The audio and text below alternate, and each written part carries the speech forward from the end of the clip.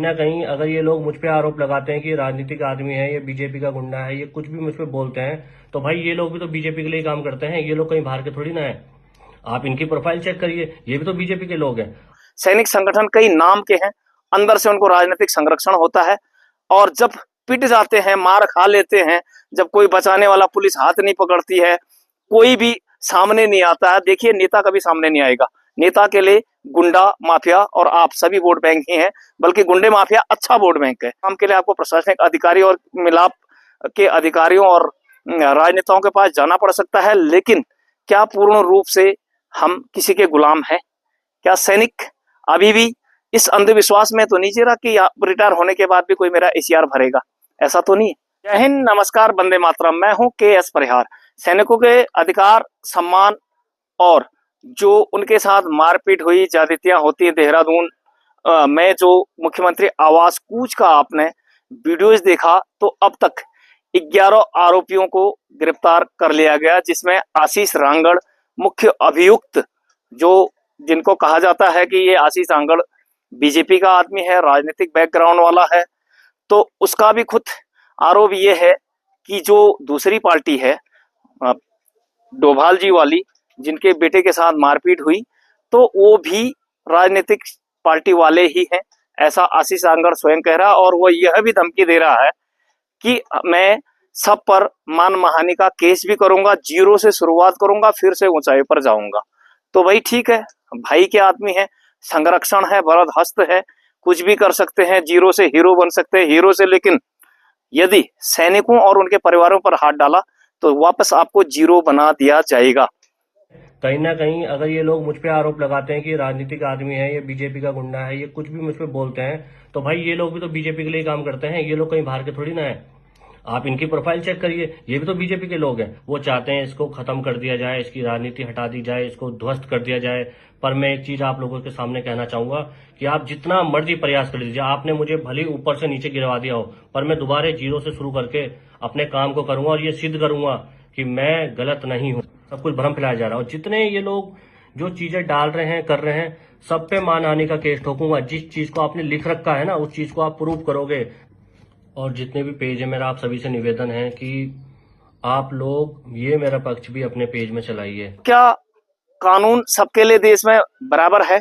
यदि है तो रसूखदारों को, जिसकी लाठी उसकी भैंस, जिसको संरक्षण मिलता है, उन लोगों को इस प्रकार से संरक्षित कौन किस लिए करता है? कौन इस अपराध की फसल का जन्मदाता है?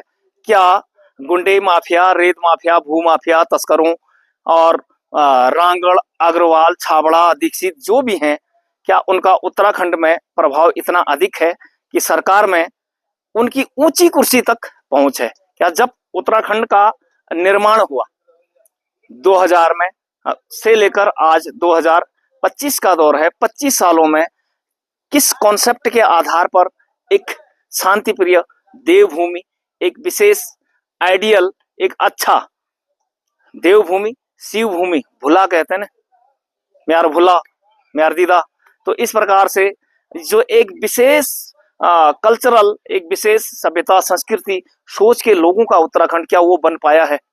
क्या हमारी इसी शरीफता का, भोलाराम ज्यादा भोले होते हैं, इसी का फायदा क्या उठाया जाता है? क्या सैनिक भी विभिन्न प्रकार के राजनीतिक दलों में बटे हुए हैं?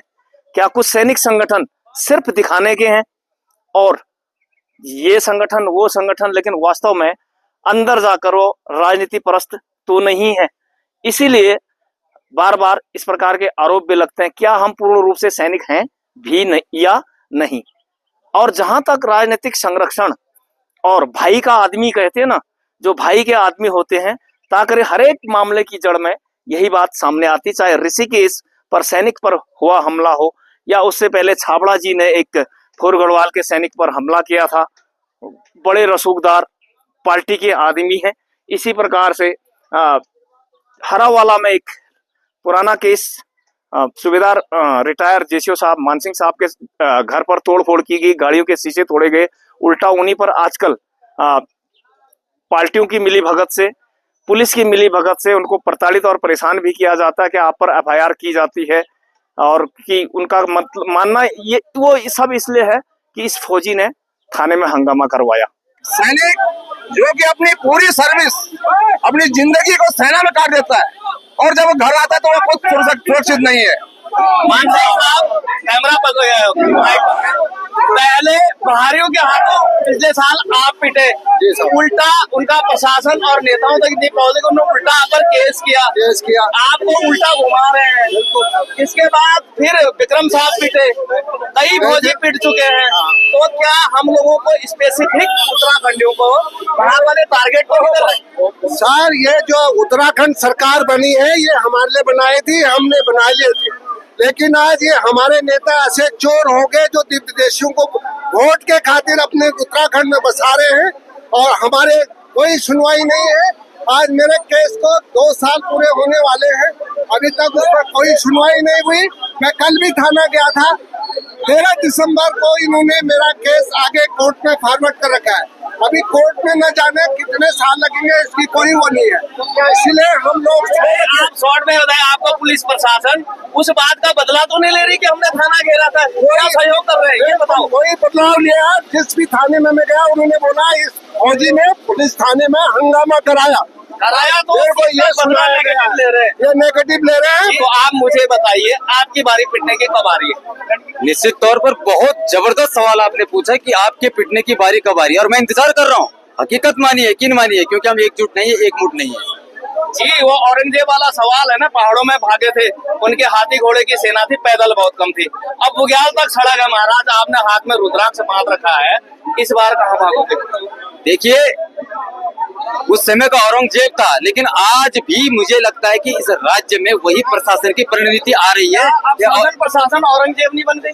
वही मैं कह रहा हूँ, वही परिणति सेम आ गई है। अब शासन प्रशासन जो है उसी भूमिका में नजर आ रहा है। जिनके माई बाप ऊंची कुर्सियों तक है, वो भूमियों पर अधिग्रहण भी कर रहे हैं, ग्राम समाज की भूमियां भी हथियाई हुई हैं, जंगल के जंगल काट रहे हैं, हर प्रकार के माफियागिरी का काम कर रहे हैं, भू माफिया का काम कर रहे हैं। और सैन्य बहुल प्रदेश होने के कारण 70% नफरी, 70% जनसंख्या किसी न किसी रूप में सैनिक या उनके परिवारों से संबंधित है। तो बताइए अधिकतम विक्टिम या पीड़ित कौन होगा? सैनिक और उनके परिवार ही होंगे।